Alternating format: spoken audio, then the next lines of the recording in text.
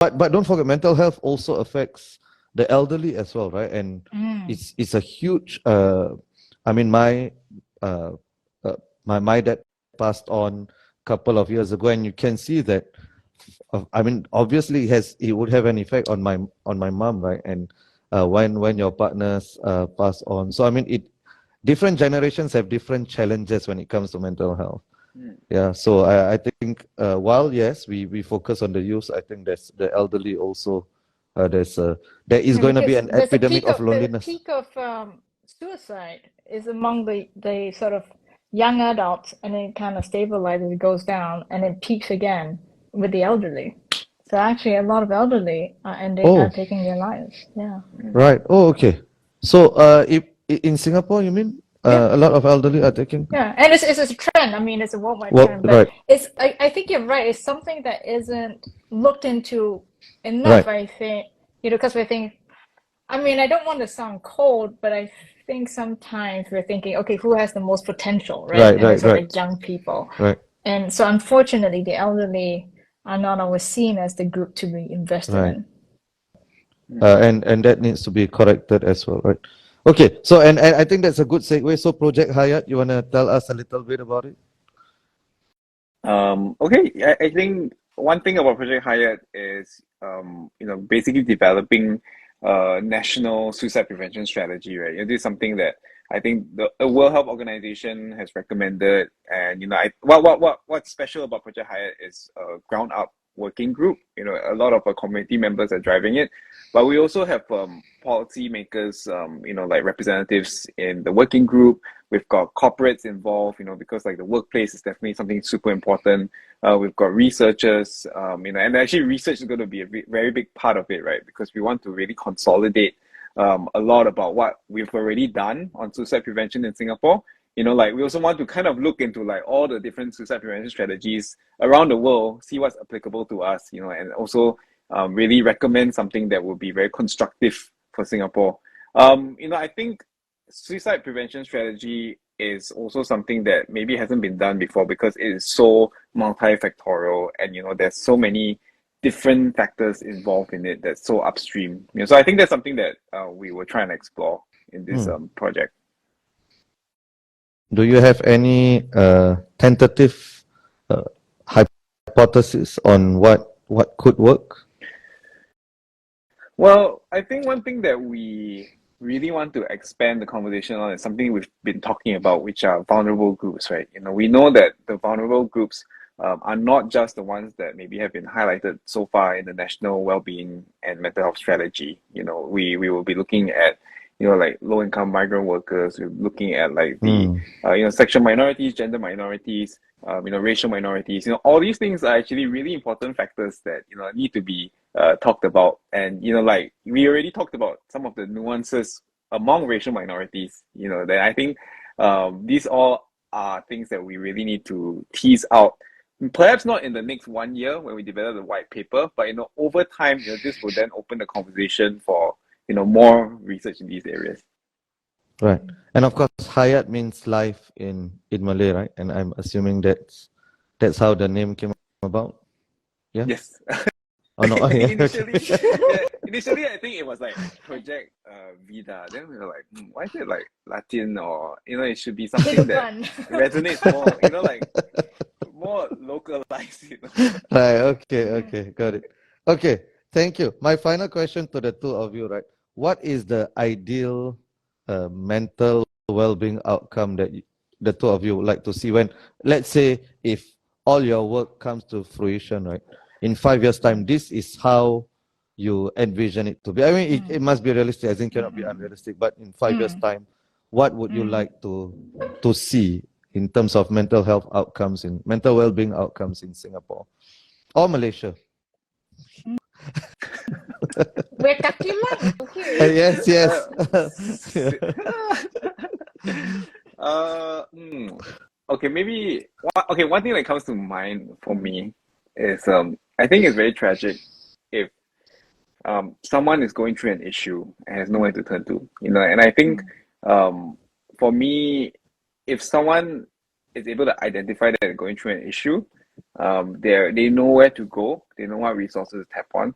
and they have the means to do so, I think, we've kind of like met that goal. That for me is like what I feel should be happening. And like it comes back to that lived experience, right? And I'm not talking about data, I'm not talking about what kind of like percentage we should reach, but from a very human level, like someone shouldn't have to go through something like that.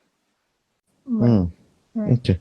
There's this underlying what Rayner's point of humanizing and valuing people like intrinsically, right? Not because of health status. So it'd be great if we don't have policies that are actually based on myths or stigma, right? Not on research that says that we start excluding people because of their health, as if, and often it is a stigma that sticks with them, even if they recover from their depression or their anxiety is is managed. It's just mental illness as a whole. And I think we have to be more nuanced, that some illnesses actually need more care, some illnesses need different supports. I would love to see systematic, consistent support in schools. So it's not left up to individual teachers, but there's actually policies in schools and sort of SOPs, and how do students get help with if they don't want to disclose their condition to the teacher, right? I mean that should really be it can be private, but and so there's just going to be a central body that can also manage that. So I think that stigma piece for me, and I think Rayner is agreeing, is really important, but then actually seeing it play out in really practical ways that go a long way to improve people's lives. Right. So even I guess for employers, sometimes employees wouldn't want to do that because they're worried about, let's say, this information, will it be passed on to the next employer or so on, right? So there are those sorts of concerns, right? Informally, at least, that results in underreporting. Yeah, for sure. And I mean, people don't want to get help. One, of course, that they are concerned that would affect their job progress.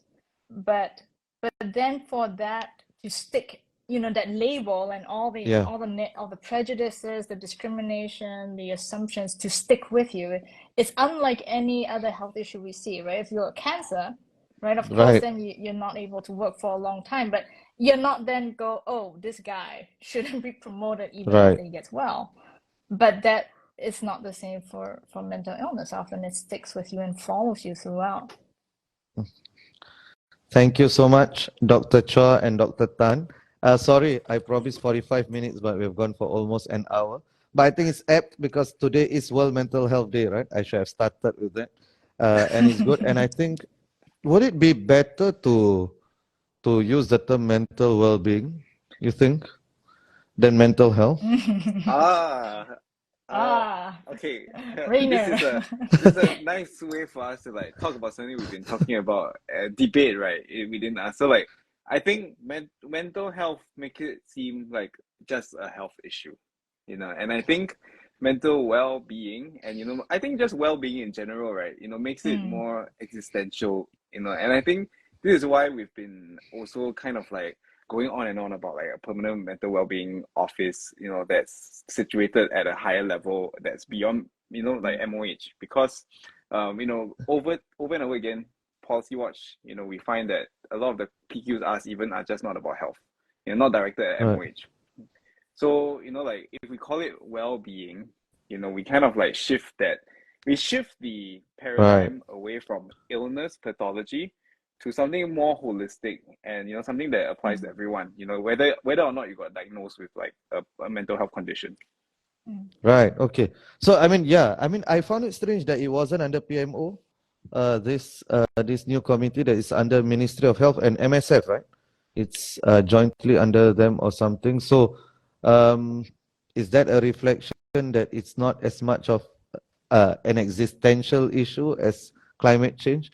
I don't know, but I do hope that it is given the same amount of attention. So that's Rayner's stance. Sook, mental well-being over mental health? Or?